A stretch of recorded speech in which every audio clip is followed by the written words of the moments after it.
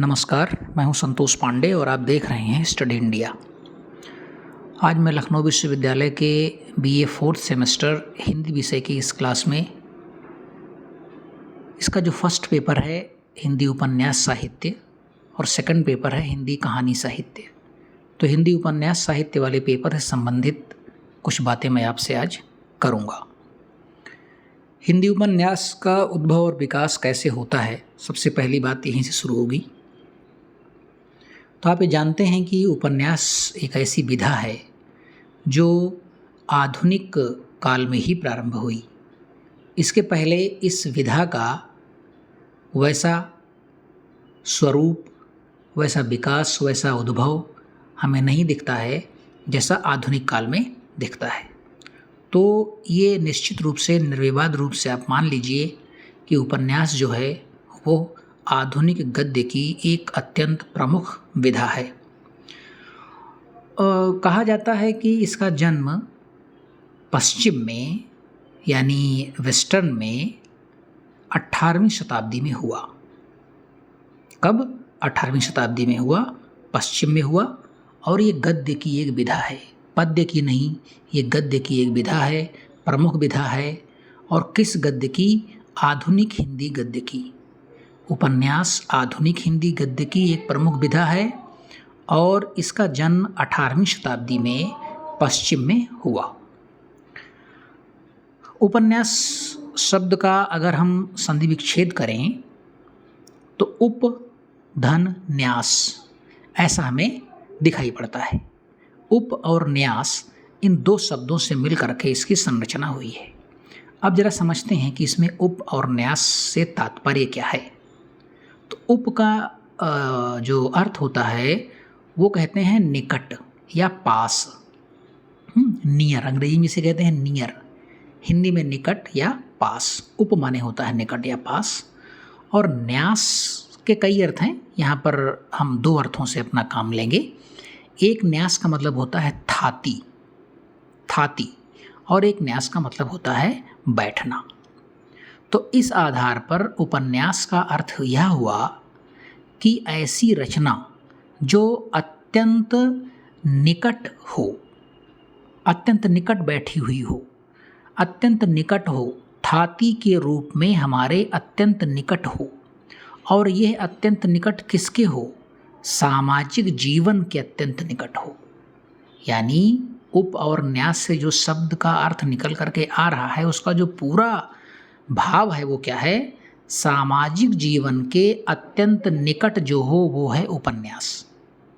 तो उपन्यास दो शब्दों से मिलकर बना है, उप और न्यास, जिसका संपूर्ण अर्थ हुआ इस शब्द का, इस पूरे शब्द का अर्थ हुआ सामाजिक जीवन के अत्यंत निकट जो रचना है उसे हम कहते हैं उपन्यास।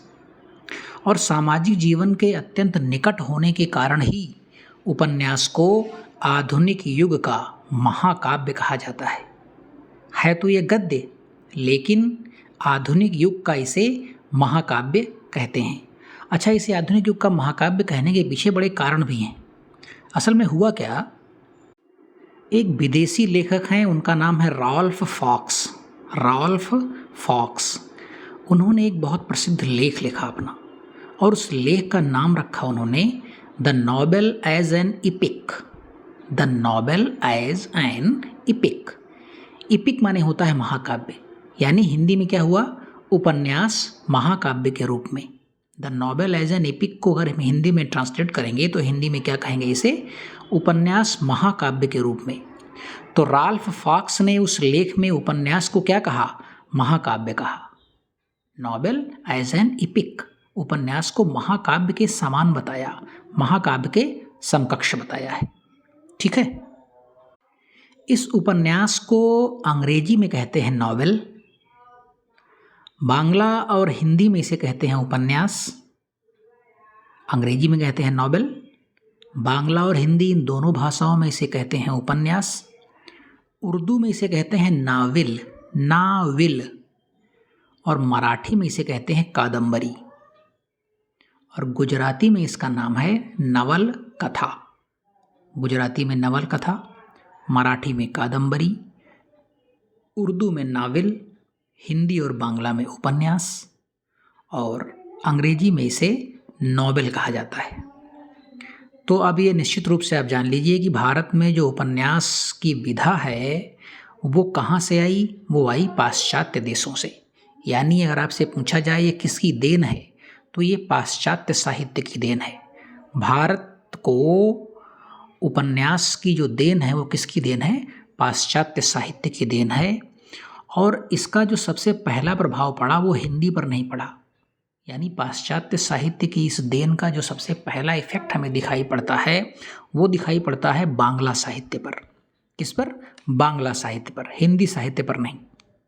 अच्छा, कैसे दिखाई पड़ता है ये प्रभाव किस प्रकार से दिखाई पड़ता है बांग्ला पर?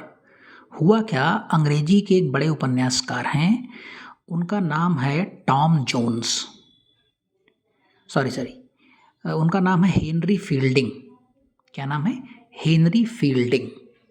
तो हेनरी फील्डिंग ने एक कृति लिखी टॉम जोन्स, और इसी टॉम जोन्स की तर्ज पर टेकचंद ठाकुर ने एक उपन्यास लिखा। उसका नाम रखा आला लेर घरेर दुलाल। बांग्ला के थे तो बांग्ला का शब्द है ये, थोड़ा सुनने में आपको कठिन लग रहा होगा, लेकिन चूंकि भाषा है ये, तो क्या नाम रखा, आला लेर घरेर दुलाल। और ये रचना का समय है इसका 1857 ईस्वी, यानी 1857 ईस्वी में बांग्ला के टेकचंद ठाकुर ने हेनरी फील्डिंग की रचना टॉम जोन्स की तर्ज पर एक उपन्यास लिखा। उसका नाम क्या था, आला लेर घरेर दुलाल। और तमाम आलोचक ऐसा कहते हैं कि ये बांग्ला का पहला उपन्यास है, मानते हैं ऐसा, तमाम आलोचक ऐसा मानते हैं कि आला लेर घरेर दुलाल 1857 ईस्वी में लिखा गया जो टेकचंद ठाकुर के द्वारा, ये बांग्ला का पहला उपन्यास है, प्रथम उपन्यास है। इसके बाद कुछ समय बीतता है और आता है साल 1865 ईस्वी। ये जो आला लेर घरेर दुलाल लिखा गया 1857 ईस्वी में लिखा गया। कुछ समय बाद यानी 1865 ईस्वी में बांग्ला के मौलिक उपन्यासकार के रूप में ख्याति प्राप्त हुए, प्रथम बांग्ला मौलिक उपन्यासकार के रूप में ख्याति प्राप्त, इनका नाम था बंकिम चंद्र। बहुत प्रसिद्ध नाम है, आपने सुना होगा इन्हें। बंकिम चंद्र ने दुर्गेश नंदिनी नाम से एक रचना की, और ऐसा कहा जाता है कि दुर्गेश नंदिनी की रचना करके प्रथम बांग्ला मौलिक उपन्यासकार के रूप में बंकिम चंद्र की ख्याति हुई। लेकिन बंकिम चंद्र का यह उपन्यास भी अंग्रेजी उपन्यासकारों से ही प्रभावित था।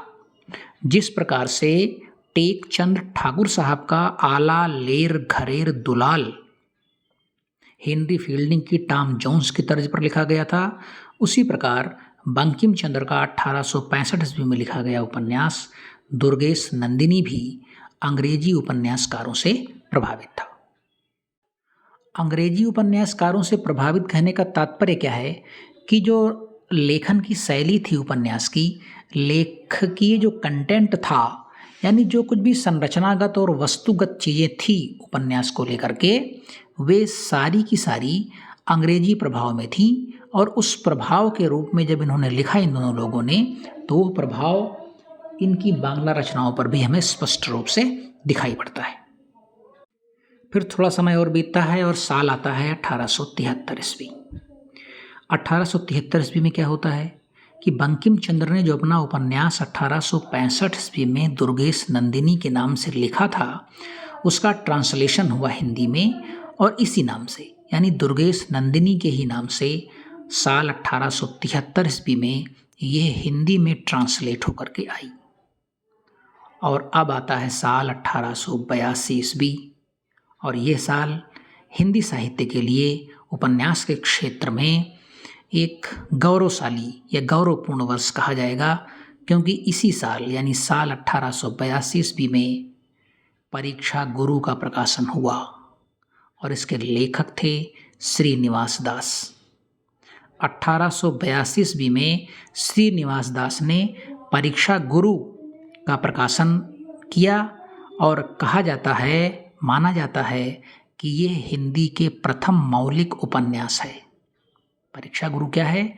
हिंदी का प्रथम मौलिक उपन्यास है। इसे हिंदी के प्रथम मौलिक उपन्यास होने का गौरव प्राप्त है। लेखक का नाम है श्रीनिवास दास और साल है 1882 ईस्वी। इस प्रकार हम क्या देखते हैं कि वो चाहे बांग्ला के उपन्यास रहे हों प्रारंभिक और चाहे हिंदी के प्रारंभिक उपन्यास रहे हों, इन पर सब पर अंग्रेजी उपन्यासों का बहुत स्पष्ट प्रभाव देखा जा सकता है। क्योंकि लाला श्रीनिवास दास जी ने जब परीक्षा गुरु लिखा 1882 में, तो इसकी समीक्षा हुई। और आप जानते हैं समीक्षा का नाम जब भी आता है तो एक बहुत मूर्धन्य समीक्षक का चित्र हमारे सामने और नाम उभर करके आता है, आचार्य रामचंद्र शुक्ल। आचार्य शुक्ल के हाथ में जब परीक्षा गुरु ये कृति पढ़ी, ये उपन्यास पढ़ा, तो उन्होंने इसे क्या कहा? उन्होंने इसे कहा अंग्रेजी के ढंग का हिंदी का पहला मौलिक उपन्यास है। तो पहला मौलिक उपन्यास ही निश्चित रूप से, इसमें कोई दो राय नहीं कि परीक्षा गुरु हिंदी का पहला मौलिक उपन्यास है।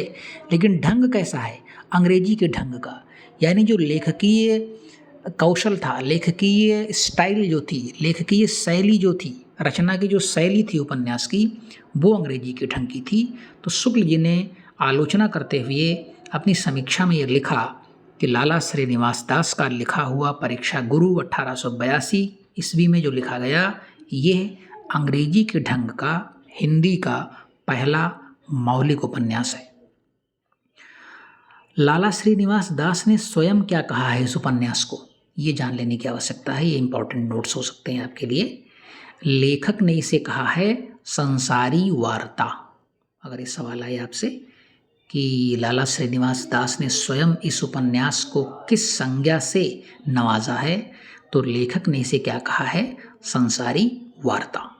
तो अब ये क्लियर हो गया कि हिंदी उपन्यास साहित्य का जो प्रारंभ होता है वो लाला श्रीनिवास दास की कृति परीक्षा गुरु से होता है और साल होता है वो 1882 ईस्वी।